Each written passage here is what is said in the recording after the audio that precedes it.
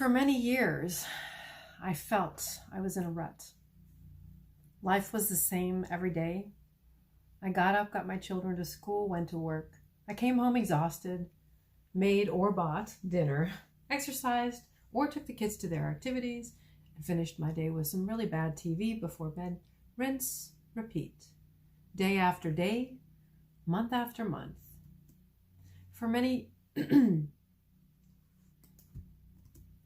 Between the family birthdays and the holidays, life seemed simply to move me in the same direction. It wasn't exactly boring. How can it be when I've got 3 children to take care of, a husband to care for, finances to plan, future to work with? But the challenges that came along, they seemed to be oftentimes an unpleasant reminder that perhaps we weren't really living. Rather, we were stuck in an almost endless haze. I had relaxed into a minimal practice of my faith, and I often skipped church. Periodic reminders of my faith spurred me on to pay a little more attention to my spiritual needs. And I began to ask God earnestly, something has to change. And that was all He needed, my okay, to take action in my life. And something did slowly begin to change.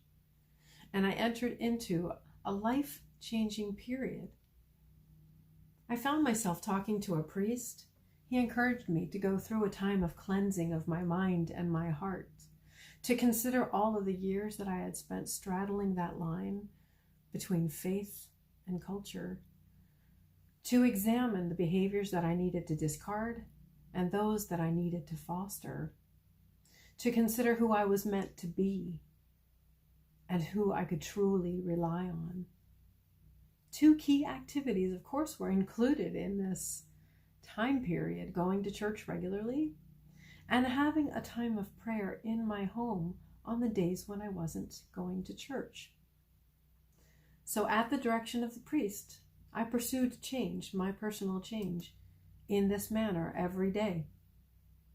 From the beginning, I felt compelled to go above and beyond what that priest asked of me.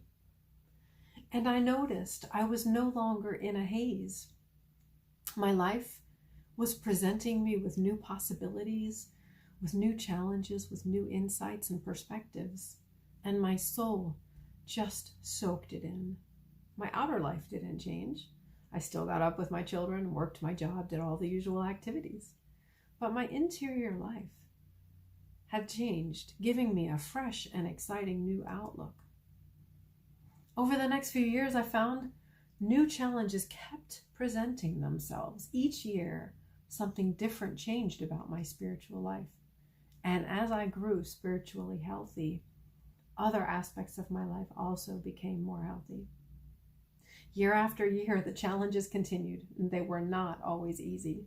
Sometimes they were actually physical, and sometimes they were life-related, life choice-related, and other times just purely introspective.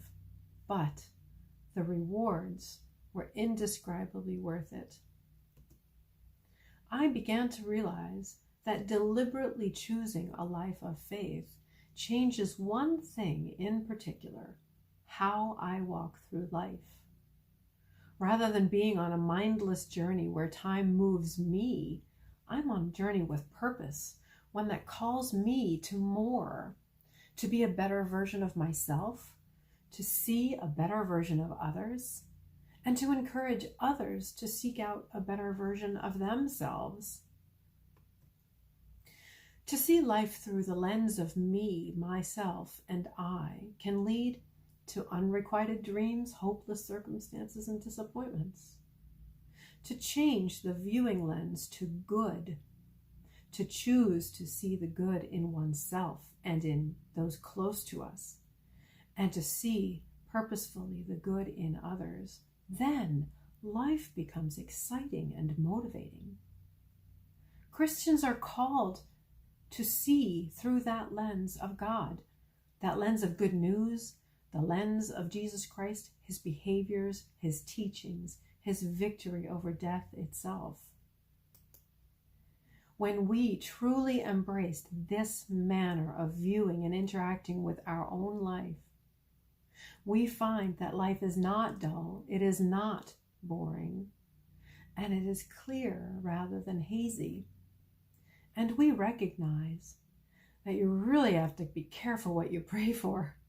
But really, no, we realize that God calls us to action, to live, and to truly love. So be safe out there, be aware and be careful, and pray well. Be sure to check the comments and share so that our streamers know we're watching. And find the song pick of the day.